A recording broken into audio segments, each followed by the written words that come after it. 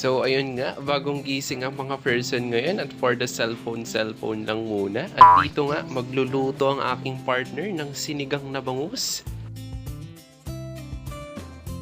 At saktong-sakto nga, mukhang bubuhos ang malakas na ulan ngayon.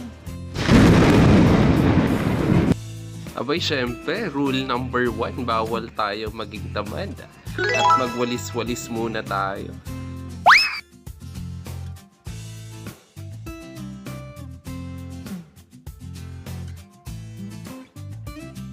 At ayun nga guys, tapos na tayo magwalis. Ayan, pakyut muna tayo dito sa salabin.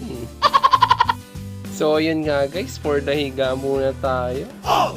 Saktong-saktong pagdating ng order ng kanyang kapatid. So ayun nga guys, may sakit palang kanyang pamangkin. Saktong-saktong, sinigang na bangus.